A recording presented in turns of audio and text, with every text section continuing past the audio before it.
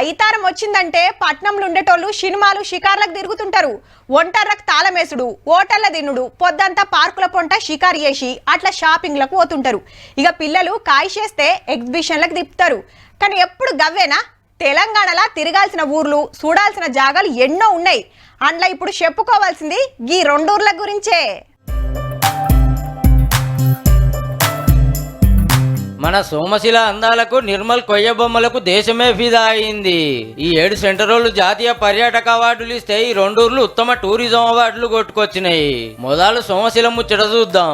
నాగర్ కర్నూలు జిల్లాల పచ్చని కొండలు, నడుమిట్ల బారుతున్న కృష్ణమ్మ, ఒడ్డుకే సోమేశ్వర ఆలయం, బోటు మీద షికారు, నీళ్ల మీద కట్టిన కాటేజీలు, ఖతర్నాక్ హోటళ్లు, ప్రకృతి అందాలు చూస్తానికి వ్యూ పాయింట్ బ్రిడ్జి.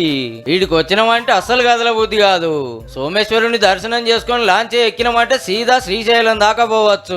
ఇంటోళ్లతో వస్తూ ఉండటానికి ఏ తిప్పలు లేకుండా సగులం సౌలతులు ఉంటాయి.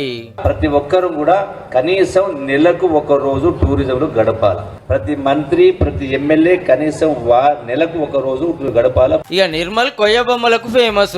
ప్లాస్టిక్ బొమ్మల జమానా నడుస్తున్న యాళ్ళ సుతి వీటికి ఫుల్ డిమాండ్. నిన్నయాల కాదు 400 ఏళ్ల సందున్న కళ. పొనికి కర్రతోటి ఇట్ని చెక్కుతారు. కట్టెలు తీసుకొచ్చుడు, కటింగ్ చేసుడు, బొమ్మలు చెక్కుడు, రంగులద్దుడు మొత్తం చేతుల మీదనే. అప్పట్లో చాలా మందికి బతుకు తెరువు ఇచ్చింది, గాని ఇప్పుడు కొందరే తయారు చేస్తున్నారు.